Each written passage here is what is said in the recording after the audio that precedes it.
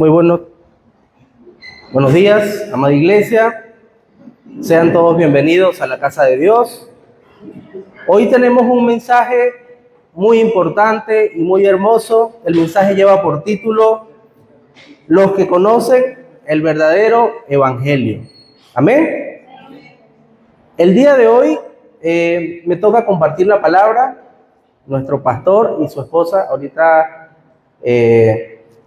están en una situación. Ya a nuestra hermana Jackie le hicieron su operación. Salió todo bien, gracias a Dios. Le damos gracias a Dios por eso.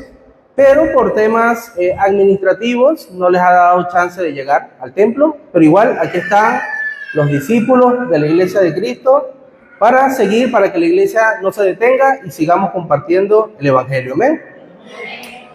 Empezamos con una pregunta: ¿qué es realmente el evangelio? Es una pregunta que a veces nos lleva a reflexionar, porque el tema, la palabra evangelio está directamente relacionada, sobre todo a noticias, ¿no? A que son buenas nuevas, y es así. Pero desde el punto de vista espiritual hay una respuesta mejor, una respuesta más profunda. Vamos a empezar respondiendo lo que no es.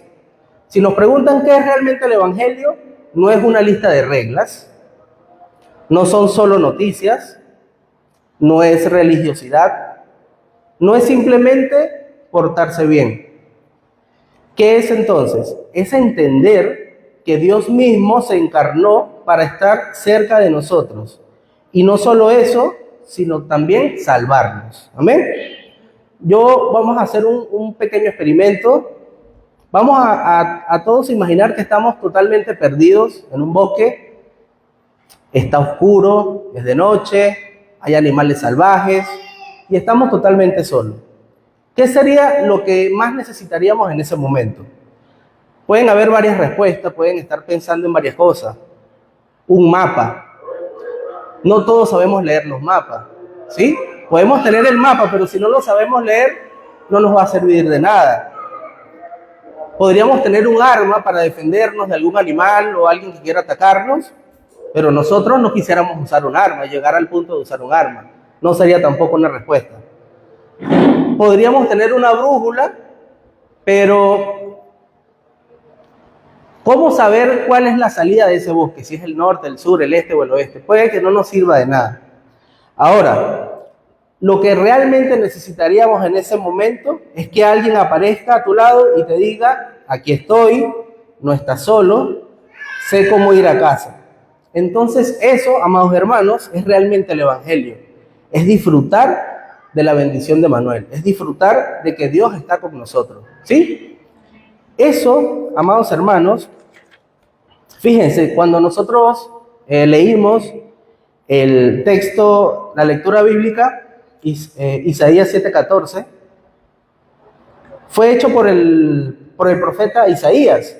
Ahora, no sé si ustedes saben, en ese momento en que fue escrito esa profecía, antes yo pensaba que el profeta Isaías estaba en un momento tranquilo, pacífico, sentado en una mesa, ¿no? Haciendo esa profecía. Pero el contexto histórico, en el momento en el cual esa profecía fue hecha, es que ellos estaban siendo asediados militarmente. Estaban siendo rodeados militarmente. Entonces, a veces da la impresión de que esa profecía, de que ese versículo fue escrito en un momento de paz, pero realmente no, fue en un momento bien complejo, fue en un momento, en una tormenta, fue en un momento crítico. Ahora, ante un problema militar, ¿cómo respondió Dios? No respondió de una manera militar. Él pudo haber mandado una legión de ángeles para defender a Isaías y al rey que él estaba acompañando, pero no fue así. Él nos dio una solución mucho más profunda. Él nos mandó a Dios mismo para que estuviera con nosotros. Amén. Esa fue la promesa que él hizo en ese momento, que se cumpliría 700 años más tarde, de que Dios mismo se iba a encarnar y nos iba a salvar a nosotros. Fíjense, ante un problema, ante una situación, la respuesta de Dios no fue básica como nosotros pensaríamos, porque la manera más racional de pensar la solución en ese momento era una legión de ángeles que los defendieran, que pelearan por ellos. Pero no, Dios nos dio una respuesta no solo para esa aflicción, sino para todas las aflicciones que vendrían en el futuro. Amén. Cada situación que nosotros estemos pasando en nuestras vidas, por muy pequeña o muy grande que sea, Dios ya le dio una solución. ¿Y cuál es esa solución? Jesucristo. Amén. Ahora, este significado profundo y real de lo que es el Evangelio, tenemos que compartirlo particularmente y especialmente con alguien. ¿Con quiénes creen ustedes? Con los remanentes. Los remanentes son el futuro. De una u otra manera, nosotros ya como adultos estamos viviendo nuestras vidas, estamos a mitad de vida o un poquito más allá o finalizando nuestras vidas, pero la esperanza está en los remanentes. Ahora, los remanentes, tenemos que levantar el movimiento de remanentes y hay cosas que ellos deben ser capaces de conocer. Una de ellas es el poder del Evangelio. Si lo conocen, ellos podrán conocer la historia de la iglesia primitiva y del mundo y van a poder hacer diferencias. Los remanentes también deben seguir conociendo qué es el poder de la oración. Hay muchos remanentes que saben orar, muchos remanentes que oran a diario, pero realmente los niños, los jóvenes, lo que tienen que saber es el poder que tiene esa oración. Que no oren por palabrería, que no oren por obligación, como que, bueno, yo tengo que orar para salir del paso, para que mi mamá esté contenta conmigo. Los remanentes tienen que saber, tienen que tener la convicción y la seguridad de que la oración tiene poder, de que la oración no es un mito, no es una leyenda, es algo vivo, es Dios mismo obrando para nosotros, pidiéndole a Dios para que obre en nosotros. Amén. Acuérdense que de las creaciones de Dios, nosotros somos los únicos que tenemos esa capacidad de hablar directamente con Dios. Y los remanentes tienen que saber, tienen que estar bien conscientes del poder de la oración. Ellos deben ser testigos, ellos tienen que saber que en todas las situaciones que ellos pasen, en sus escuelas, con sus amistades, en su familia, ellos son testigos. Y ellos tienen que ver esas evidencias y esas bendiciones ocultas que están en esas situaciones. Muchas veces, cuando nosotros somos jóvenes, fuimos jóvenes o adolescentes, yo recuerdo en mi juventud, cuando teníamos un problema, lo veíamos como un problema súper grave. Y ya de adulto, uno se da cuenta que esos problemas no eran tan graves como uno los ve. Y nosotros debemos recordar eso cuando vemos a nuestros hijos pasando por una situación que para nosotros son situaciones realmente sin importancia, pero para ellos son muy graves. Tenemos que tener un poco de empatía, ¿no? con los remanentes y saber que nosotros también pasamos por esas situaciones. Para a veces un joven o un adolescente, un niño, pelearse con una amistad es algo sumamente grave. Se destrozan espiritualmente y mentalmente. Y nosotros lo vemos como algo trivial. Pero los remanentes, hijos de Dios que ya conocen el verdadero evangelio, tienen que estar atentos y listos en oración para saber que en esas situaciones Dios nos está dando también respuesta, nos está dando bendiciones. Así también los remanentes recibirán la respuesta al 300%. Si no lo reciben, no podrán recibir la respuesta para hacer el movimiento del evangelismo. Ellos deben tener seguridad y convicción. Los remanentes deben entender que lo que Dios más desea, ¿qué es lo que Dios más desea? ¿Qué es lo que Dios nos dijo en su palabra que es nuestra orden para toda nuestra vida, para nuestro futuro? Es el evangelismo, es compartir el evangelio. Pero como estábamos hablando en un principio, no es simplemente dar noticias. Para yo poder hacerle entender el evangelio a otra persona, primero yo tengo que conocer el evangelio de una manera real, de una manera profunda. Si yo conozco el evangelio de una manera superficial, a las personas a las cuales yo les lleve el Evangelio, también lo van a conocer de esa misma manera.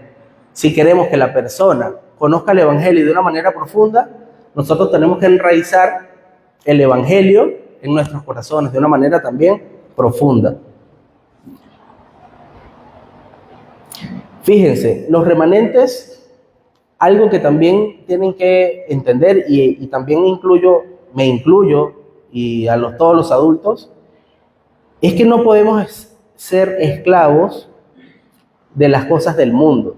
No podemos ser esclavos de las cosas que pasan a nuestro alrededor, sino saber que tenemos que gozar de la bendición de Manuel. Amén. Fíjense, el pastor la semana pasada y la antepasada lo ha repetido constantemente. ¿Cuál es nuestra primera lucha? Nuestra primera lucha es con nuestro pensamiento.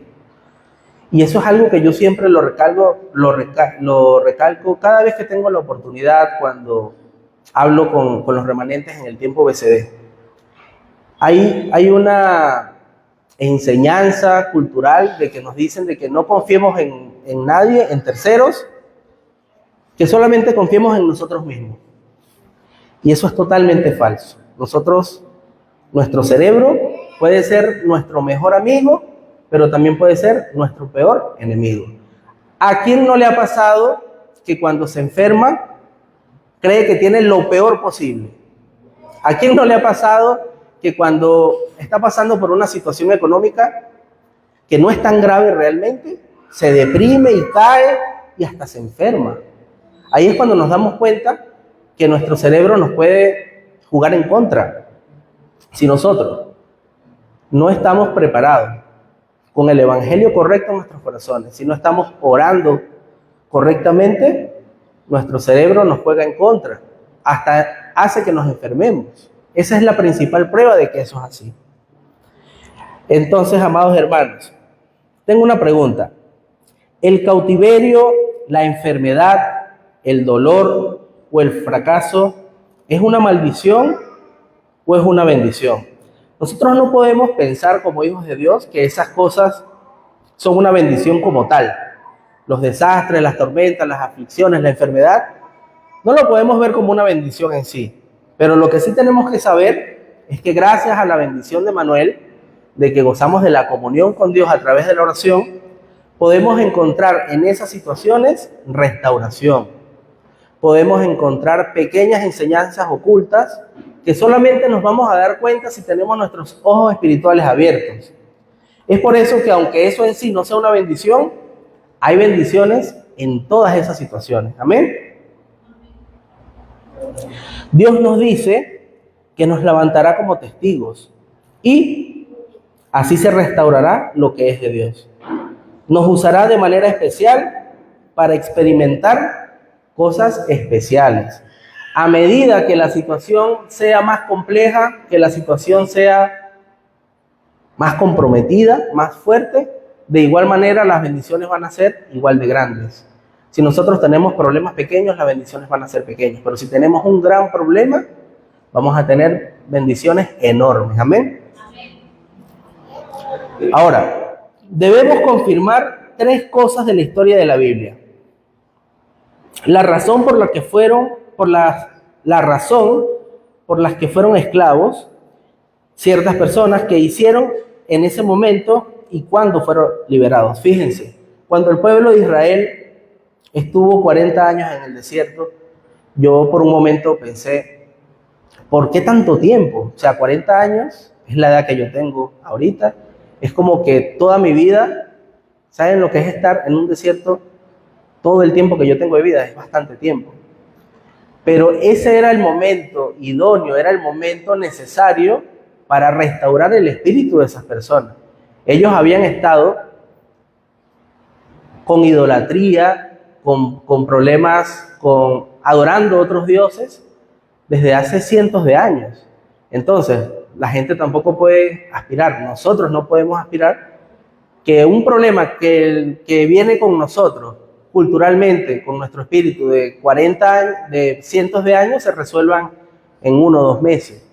Entonces, ese tiempo que el pueblo de Israel estuvo en el desierto era el tiempo necesario para poder ser restaurados. Muchos de nosotros, amados hermanos, cuando tenemos una situación, pensamos, oye, ¿por qué Dios no nos restaura ya? ¿Por qué tengo esta enfermedad tanto tiempo? ¿Por qué hay otras personas que restauran su salud en 5 días, en un mes?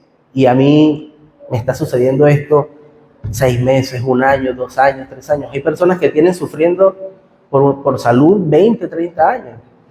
Pero nosotros, como hijos de Dios, que leemos su palabra, sabemos que la voluntad de Dios es absoluta, es perfecta. Y todo el tiempo que nosotros tengamos esa aflicción es por algo. Muchas veces no lo vamos a saber, lo podremos sospechar, pero no lo sabemos a realidad. Tenemos que confiar en Dios y saber que en esa situación, en ese conflicto, en esa tormenta, Dios siempre está obrando en nosotros y nos está restaurando. Otra cosa que debemos que confirmar en la historia de la Biblia es la historia de la iglesia. Porque están continuamente debatiendo teológicamente. Y a causa de eso se dividen, pelean. Y mientras tanto, muchas iglesias terminan cerrando sus puertas. Yo antes veía, cuando veía a otras personas de otras religiones, los veía como enemigos, ¿no? A veces pasa eso, que nosotros juzgamos a otros creyentes y eventualmente, a medida que he conocido más y más el Evangelio, me he dado cuenta que esa no es la manera correcta. Cuando nosotros vemos a un católico cree en Jesucristo, un católico cree en Dios, cree en la Santa Trinidad. Técnicamente son nuestros hermanos, creemos en el mismo Dios. Ahora, ellos hacen cosas que no deberían hacer. Pero si nosotros nos enfocamos en esas diferencias y no en lo que nos está uniendo, ellos van a seguir perdidos y no va a haber un cambio y el Evangelio no les va a llegar. Entonces nosotros tenemos que tener cierta empatía con esas personas que conocen, que tienen otra religión y esperar el momento adecuado, el momento de encuentro, si es que Dios en su voluntad lo quiere, para que nosotros le compartamos el Evangelio y hagan su cambio. Fíjense, hace poco estaba trabajando y me encontré con una señora que estaba saliendo de una iglesia enorme, muy grande. Notoriamente no era cristiana por el estilo en que estaba construida. Y tenía sospechas qué tipo de iglesia era, pero igual yo le pregunté. Yo le dije, ¿de qué iglesia es usted? Me dice, no, yo soy de los mal llamados mormones. Me explicó por qué ya no es considerado correcto que les digan mormones. Y empecé a preguntarle, yo hecho el loco, ¿no? Sin hacerle saber que yo era cristiano.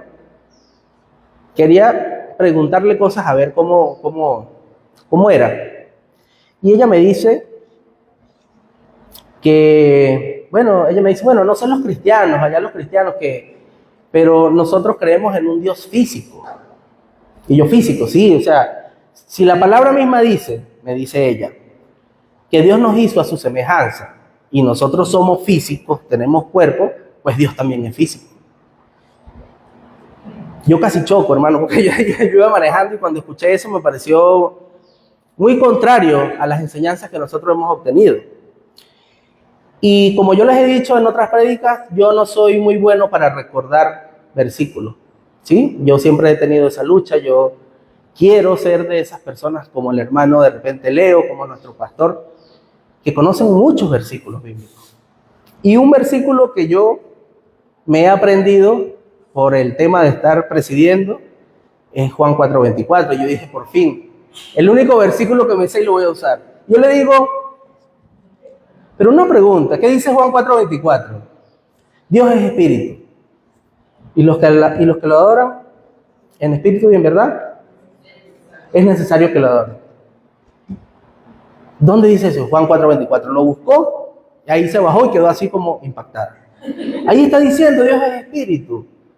Cuando Dios nos dice que nos hizo a su imagen y semejanza, es su carácter espiritual. Somos espirituales como Él. Amén. Entonces fíjense, yo no entré en debate con ella, no me reí, de lo que ella pensaba. Sí me pegó, ¿no? Sí me caló fuerte lo que ella estaba diciendo, pero con un solo versículo, uno de los pocos que me sé, creo que ahí quedó tambaleando. Y fíjense, así que nosotros tenemos que hacer, amados hermanos, no podemos caer en debates, caer en diatribas con otras religiones. Tenemos que ser lo suficientemente empáticos, aprovecharnos de lo que nos une y así vamos a ser más eficientes en que el Evangelio llegue a donde tiene que llegar. Amén. Fíjense, ¿por qué las grandes potencias mundiales siempre cometen guerras? ¿Y por qué los países débiles, tanto en aquel tiempo como ahora, siguen siendo atrapados por las grandes potencias mundiales? Nosotros, como hijos de Dios, siempre tenemos que orar por las grandes potencias, porque de una u otra manera, nosotros los que estamos acá en Latinoamérica o en países pequeños, nos afecta lo que hagan esas grandes potencias. Esta semana, acá en el Perú, se confirmó quién es el nuevo presidente de Perú. A algunos les gusta, a algunos no les gusta, pero como cristianos hay algo que tenemos que hacer. Tenemos que orar por nuestros gobernantes.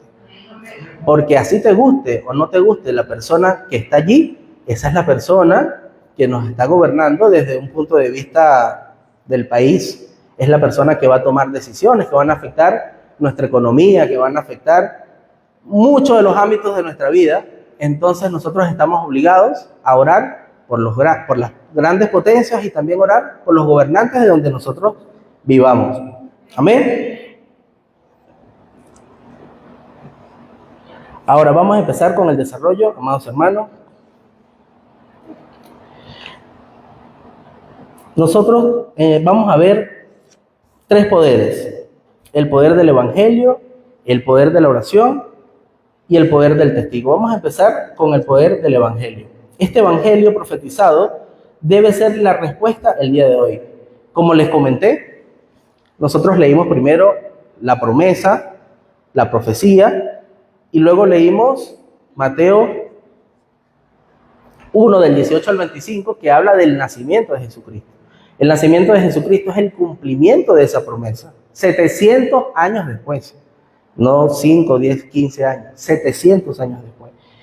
Y nosotros tenemos que usar esa promesa que fue cumplida, esa profecía que fue cumplida, y tomar la palabra en nuestras vidas. Si Dios cumplió su palabra en ese momento, Dios la va a cumplir en todos los ámbitos. Dios nunca miente, Dios siempre nos va a decir la verdad. Entonces, ahí Dios nos dijo en su palabra que nos estaba dando la respuesta eterna para todos nuestros problemas.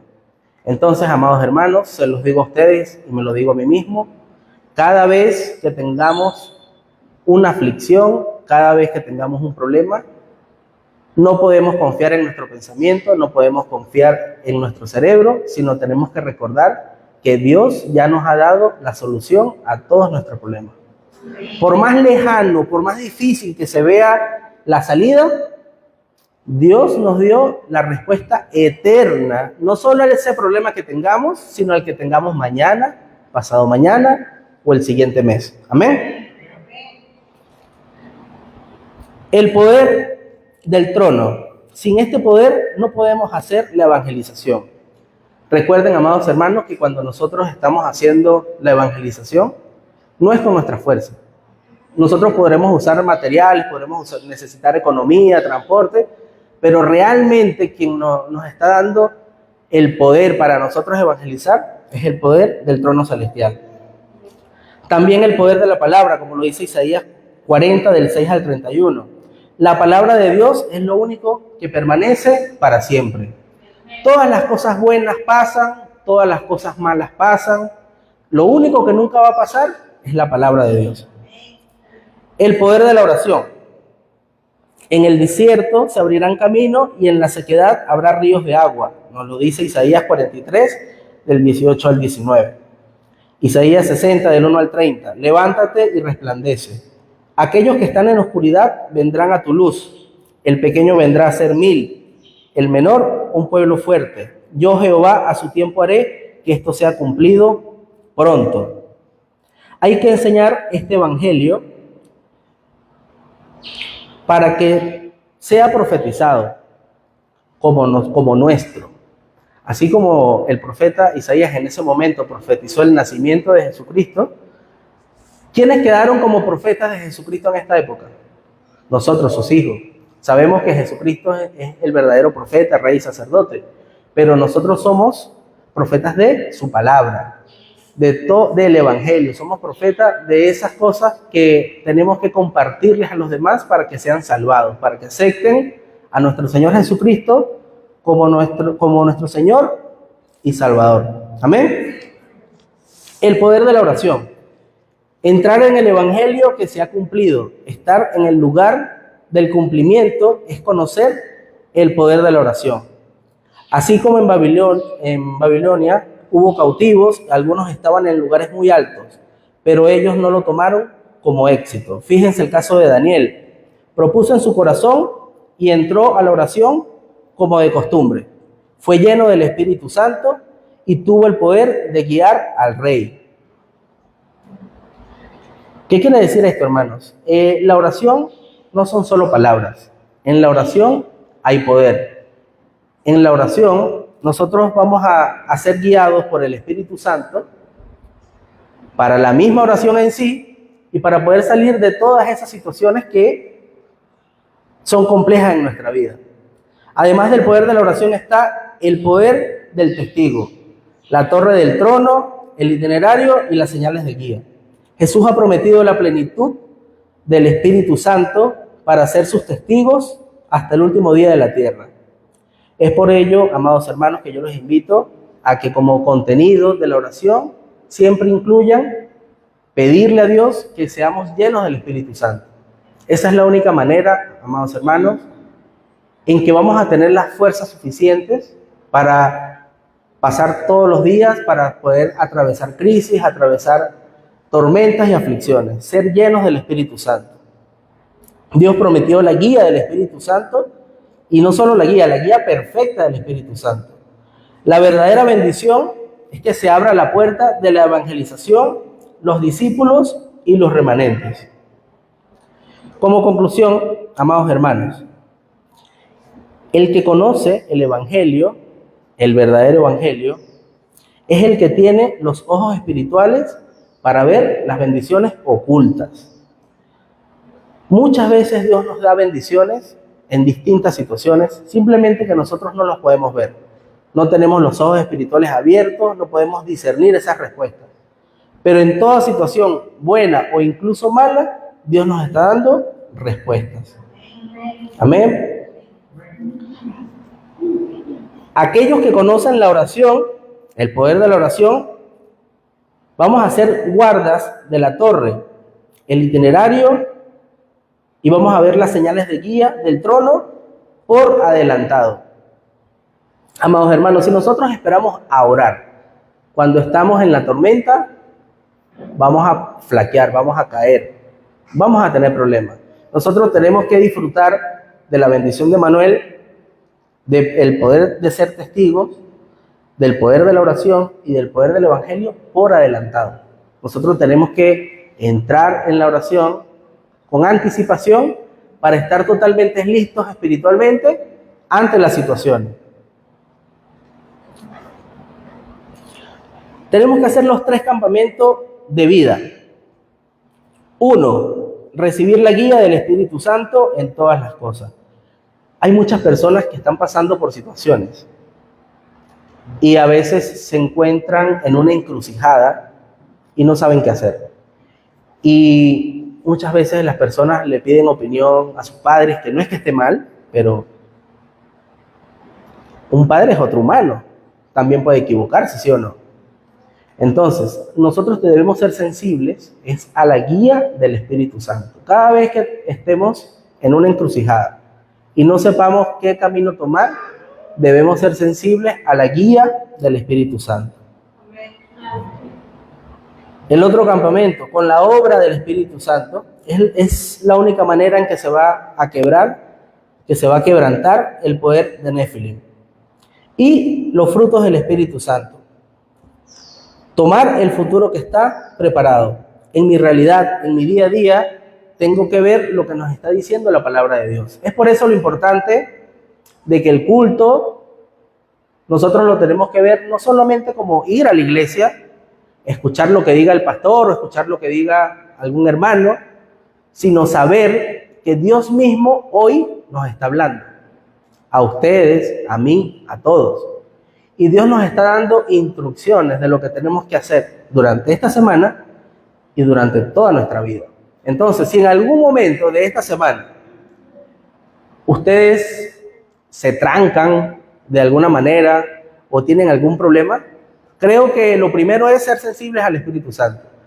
Y segundo es recordar, porque a veces se nos olvida, recordar qué nos dijo Dios a través de su palabra en el mensaje de púlpito. Y muchas veces vamos a poder llegar a la respuesta, vamos a poder llegar a la solución. Debemos siempre confirmar la palabra de Dios y no vivir de cualquier manera. Es por eso que esta es una oportunidad perfecta para que a lo largo de esta semana que viene nosotros podamos confirmar que la palabra de Dios, que Dios está acá con nosotros, como nos dice su palabra, que donde nos reunamos 2 o 3, está la presencia de Dios, y que no soy yo quien está hablando acá, sino Dios a través de mí, o cuando esté el pastor, a través del pastor. Y esa es la manera en que vamos a poder, en que tenemos que vivir realmente. El mundo siempre se reúne, hablas de otros, pelean. Esa es la manera en que no hay que vivir, buscando confrontación, buscando conflicto. Como los dije, amados hermanos, la empatía es súper importante.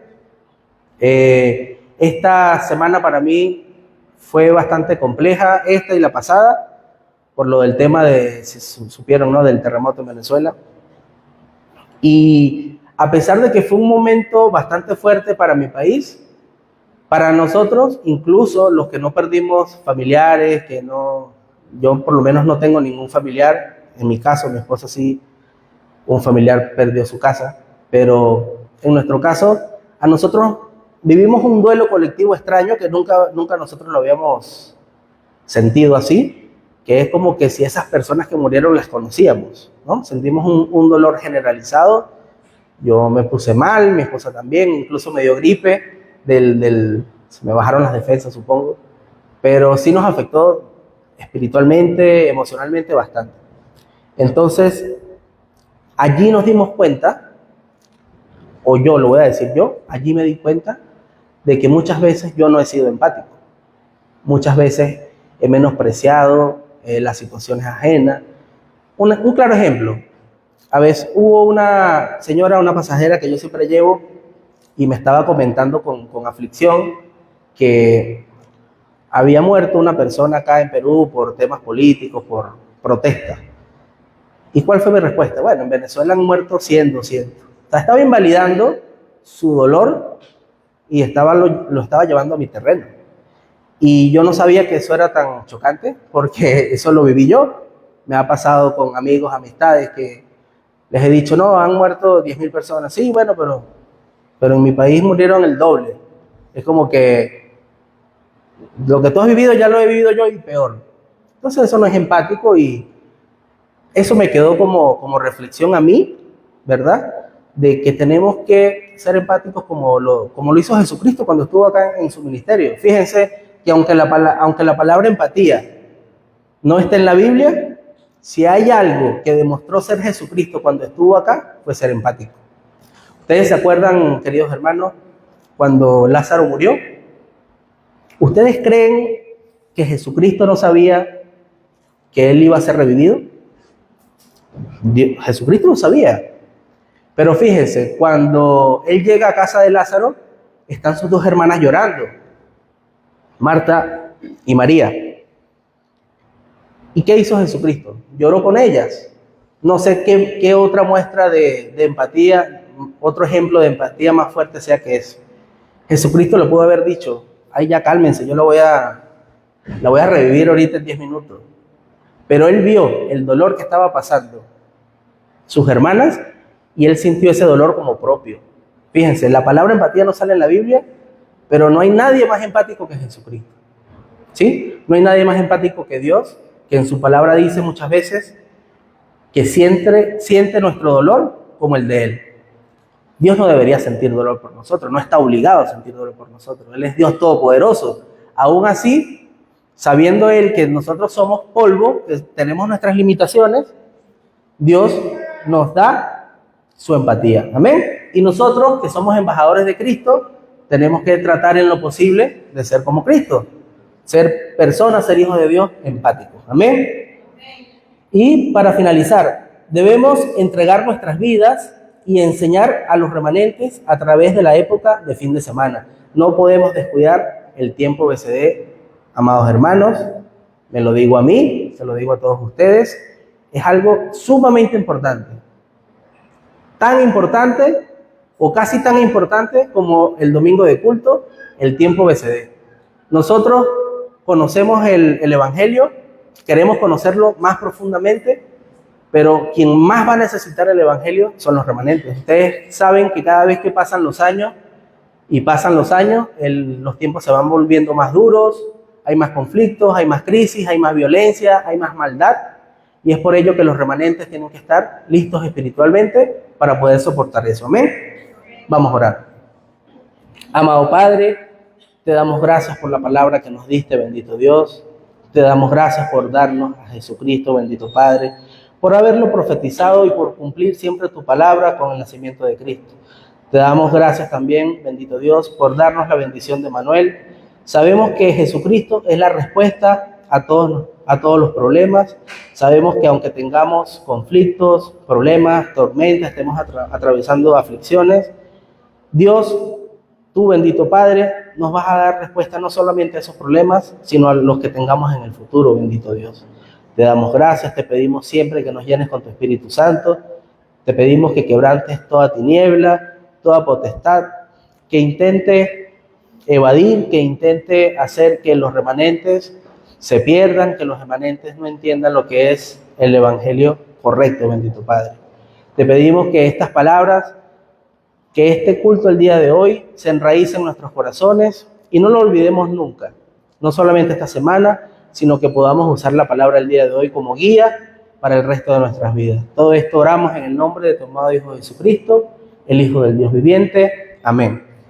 Me despido de los hermanos que nos están viendo a través de las redes sociales, de Facebook y YouTube, y nos veremos en otra oportunidad. Amén.